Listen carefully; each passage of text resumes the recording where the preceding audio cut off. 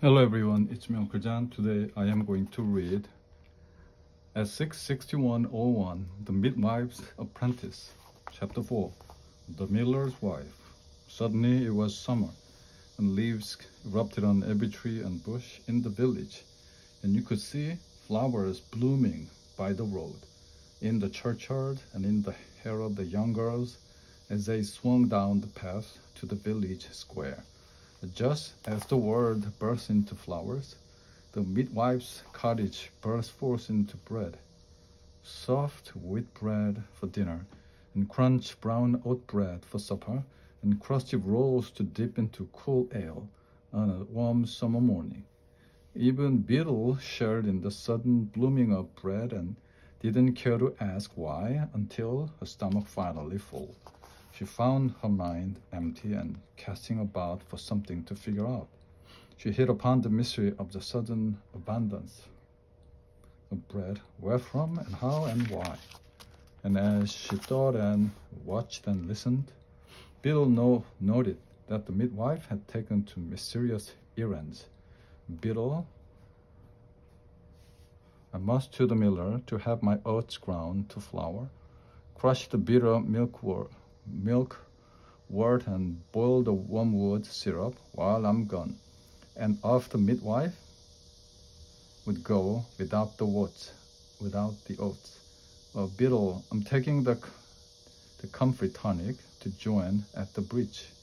So you finish boiling the goose grease for ointment, and off the midwife would go with no comfrey tonic. Beetle, I'm going to feed the hen, strain the nettle tea, and pour it into clean flasks, and off the midwife would go. Although Beetle knew the last hen had made soup weeks before, and the hen house lay empty except for an hour, for an occasional hopeful, hungry dog, curious about this unusual behavior. Beetle began to follow the midwife when she went on these errands, creeping behind trees and on the fences, careful to keep out of sight, and the cat stalked along behind her. So they looked like the Corpus Christi Day procession on its way to the churchyard, the midwife, the girl, and the cat. Each time the midwife made for the field near the old North Road, and each time Beetle feared to creep closer lest she be caught, so she could not discover what was happening in the field and whether it had anything to do with the bread. One bright morning, 3 days before St. John's Eve, Beetle said, "Mistress, Meg from the Manor Dairy has asked for some of your goose grease ointment, for her legs ache from child carrying, and she says nothing soothes like your goose grease ointment. She'll pay you 4 eggs and a tot of butter. Midwife, please both to be praised and to be paid." Sent Beetle on her way without telling her to return. Straight away was setting chores for her to do after. Beetle raced to the dairy, thrust the greasy ointment at Meg, grabbed the eggs and the butter, tied them in her skirt, and ran by her secret hidden way to the field by the old North Road. She put the butter and eggs carefully in a hollow log and climbed the tree from which she could see the whole of the field. In no time, there came Jane Sharp from the village, and from the other path, with a basket of bread, steaming and warm, came the baker. Jane Sharp and the baker fell to such furious hugging and kissing, and him with the wife and 13 children in their cottage behind the ovens, that the startled Beetle fell right out of the tree. The baker caught her by her hair, and the midwife began shouting about how apprentices with nothing to do but spy needed a beating and more work. Then Jane hissed, "Don't you be telling anyone, Beetle, or I'll turn you out in the cold again and break both your knees before I do." "And who do I be telling then?" Beetle responded. "I don't talk to no one but the cat, and he don't care who you are kissing." With that, which had taken all her courage, the Beetle gathered up the butter and the eggs, only one of which had broken, and marched away. The cat marching behind her heard Beetle mumbling, You do not want to hear of this, for it is not mysterious at all, and was not an adventure, and there are no butterflies in it, or rats or mice, or cream or moth, which is all you really care about. The beetle muttered to the cat all the way back to the cottage, where she sat in the yard throwing green apples at the cow, and waited for the midwife to return and give her a beating and more work. When the sun was high in the sky, there came the miller running into the yard. "We need the midwife. She's not there." "Where is she?" "I can't say."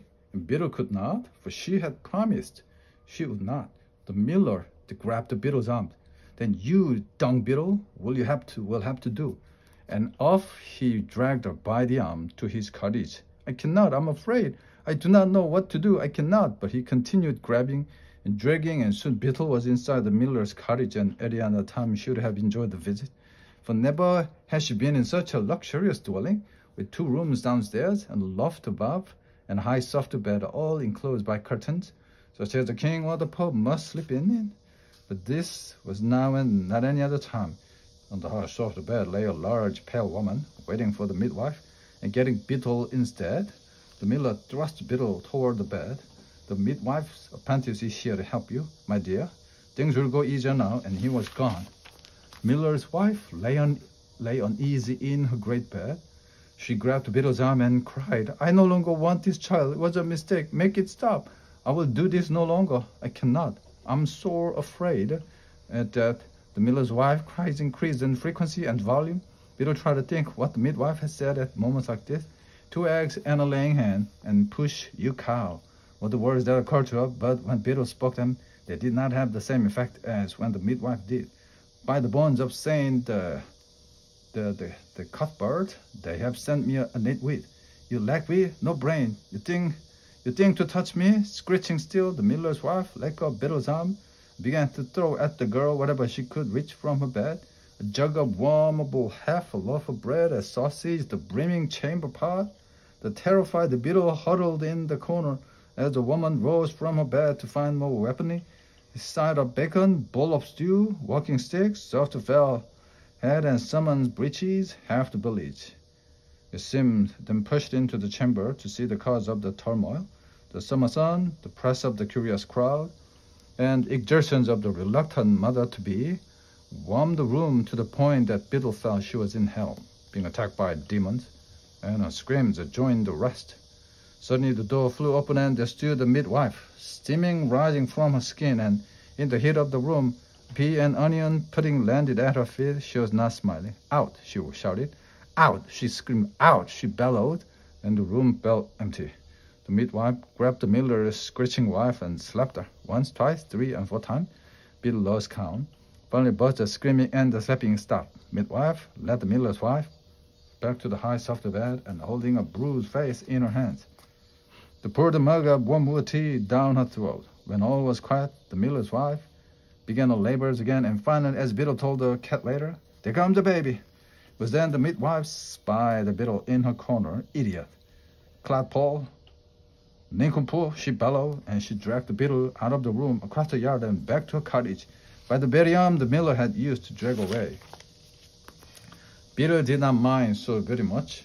She was just grateful to be out of that room.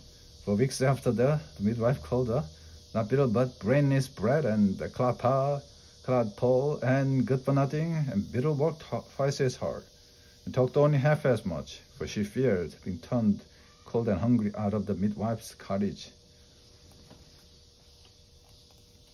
The end.